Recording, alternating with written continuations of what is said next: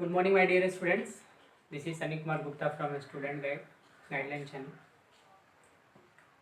You also know that time 7th and 6th class video is going, and that's a math subject of math and chapter integer.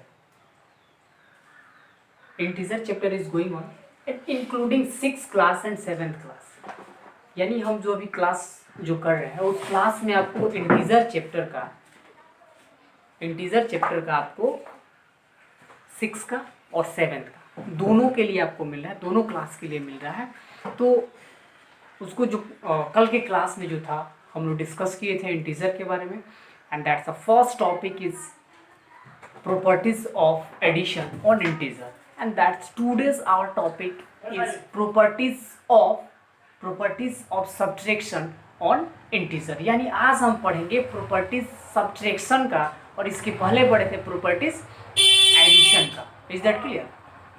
So let us start our topic, and what you learn with our video, and that's so firstly pause the video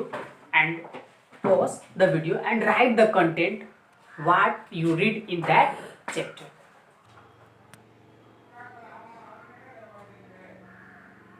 Let us start our topic, and that's to the first point. This is Clauser property of subtraction.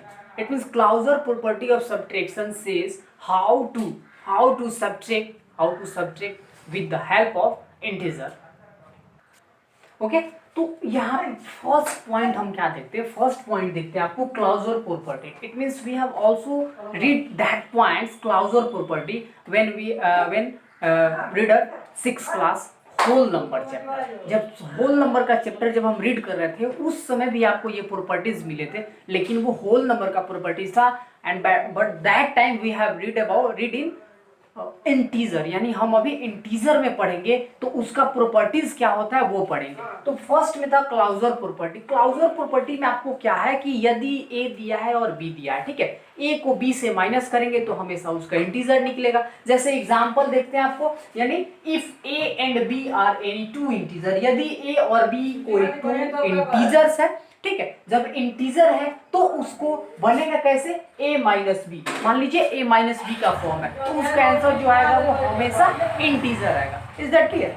तो जैसे example में हम देखते हैं आपको -2 -6 कर लिए, या 5 -1 कर लिए, तो उसका एक इंटीजर आ जाएगा. 5 में से 1 या 4 हो जाएगा. In that's a integer of closure property for subtraction. ये क्लाउजर प्रॉपर्टी आपको सब्ट्रैक्शन का हो जाएगा, ठीक है. और सेकंड में जब आपको देखेंगे subtraction of integer is not commutative, यानी कब सब्ट्रैक्शन होगा? जब वो कम्यूटेटिव नहीं हो, यानी वो इक्वल नहीं हो पाता है. जैसे एग्जांपल में देखते हैं आपको कि मान लीजिए a और b दिया है, a = 3 है और b = 5 है. a = 3 and b = 5. ओके, तो यहाँ पे हम बनाएंगे कैसे? जब हम 6th क्लास में थे, होल नंबर पढ़ रहे थे, उसमें आपको एक पॉइंट मिला था a - b not equal to b - a का पॉइंट मिला था. क्या मिला था उस समय? हम पढ़े थे उस समय a - b not equal to b - a,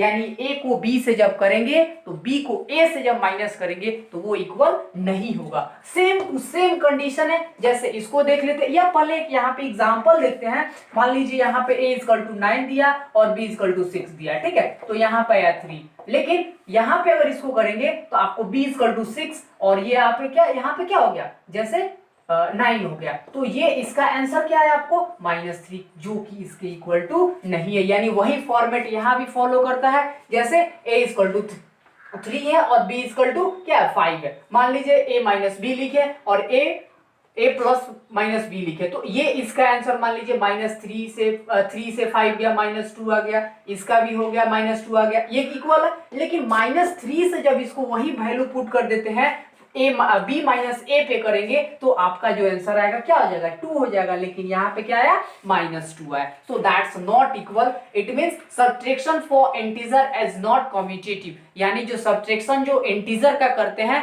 उसका जो सब्ट्रैक्शन का कम्यूटेटिव वो नहीं होता। Is that clear? तो ये यहाँ पे इसका एक एग्जांपल था। यानी होल नंबर में भी जो भी हम पढ़े थे उससे भी हमको याद है कि कभी भी a माइनस बी होता है और b माइनस ए को जब करेंगे तो not equal to, but multiplication में जाएंगे बोथ आर इक्वल। ओके, और यहाँ पे हम क्या पढ़ेंगे? थर्ड पॉइंट में था subtraction of integer is not associative, यानी एडिशन में पढ़े थे प्रॉपर्टीज ऑफ एडिशन और सब्ट्रैक्शन में, उसमें एसोसिएटिव था लेकिन इसमें एसोसिएटिव नहीं है। वो कैसे देखते हैं? एक एग्जांपल पे एक इंटीजर दिया है a b और c का, उसमें भी आप पढ़े थे सब्ट्रैक्शन ऑफ इंटीजर में a b और c, उसमें क्या था? a था प्लस b प्लस c था प्लस में, लेकिन माइनस में क्या था आपको? a minus b plus c था और फिर b minus a plus c था। तो अब इसमें जैसे उसी फॉर्मेट पे आपको ये मिलेगा, a हो गया, मानते हैं ये आपका a हुआ और ये b हुआ और ये इसका क्या हो गया? c फॉर्मेट हुआ। तो a को वैल्यू पुट किए, b को और c को इक्वल टू में मान लीजिए, इसको जब सॉल्व करेंगे तो आपका आंसर जो आएगा इतना आया, लेकिन जब इसको सॉल्व करेंगे फिर से सब्ट्रैक्शन में तो वो नहीं आएगा। वो देखते हैं कैसे, जैसे कि a हो गया, ठीक है, माइनस b है, ठीक है, और फिर माइनस c है इक्वल टू, और फिर उसको प्लस में जब पुट करेंगे, यानी इसको देखिए 3 है तो 3 हो गया, प्लस माइनस माइनस प्लस हो गया, ठीक है, और फिर माइनस प्लस हो जाएगा यहाँ पे। तो आपको ये 3 और 4 कितना हो गया? 7, और ये हो गया आपको प्लस माइनस है तो यहाँ पे 7 और 5 कितना हो गया? 12 हो गया, ठीक है। और फिर वही वैल्यू पुट करते हैं इसमें, तो यहाँ पे देखिए a हो गया, फिर b हो गया और फिर c हो गया, फिर यहाँ पे जो प्लस हम लिए थे उसको माइनस करके देखते हैं, तो यहाँ पे a हो गया, फिर माइनस करें और फिर b और फिर c हो गया। तो अब इसको बनाएंगे, देखिए तो ये हो गया आपको प्लस 3 माइनस प्लस यहाँ पे आ जाएगा और फिर माइनस प्लस, तो ये 5 हो गया, यानी ये और ये यानी -4 और प्लस 5 ये हो गया ना। तो अब फिर यहाँ पे माइनस ये 3 का 3 है और फिर इसमें से जब -4 और प्लस 5 है तो क्या होगा? -1 हो गया यहाँ पे। तो जब इसको जब माइनस करेंगे तो आपका आंसर यहाँ पे क्या आ गया? 2 हो गया, इसीलिए है यहाँ पे, यानी ये इसके इक्वल टू नहीं है। तो बोला जाता है क्या कि subtraction of integer is not associative. It means when you also read the associative properties of addition, associative properties of subtraction in whole number, वहां पे आपको एक फॉर्मेट मिला था, ठीक है, तो उसमें आपको ये मिला था, ये भी आपका क्लियर हुआ, ठीक है। और इसके बाद जो है हम ये पढ़ते हैं, ये आपको हमेशा याद रखना है, जो हमेशा आपको मिलता है क्या कि if a is an integer then a minus 0 equal to a।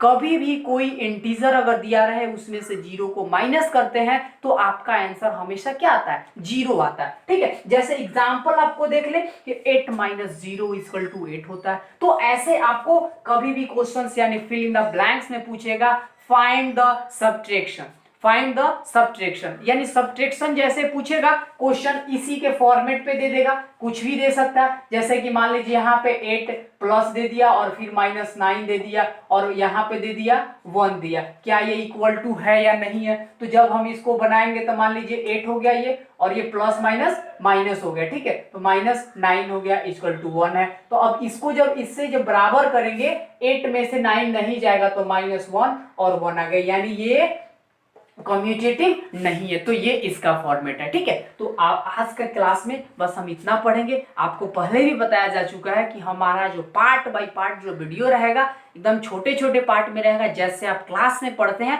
वैसे हम पढ़ाएंगे आपको। और जैसे इस क्लास को पढ़ें उससे रिलेटेड जो सब्जेक्ट यानी जो टॉपिक दिया है, एक्सरसाइज दिया है, उस एक्सरसाइज को आप बनाइए, सॉल्व कीजिए, and then if you have any problem, if you so you also comment and send me my WhatsApp number if you have any problem.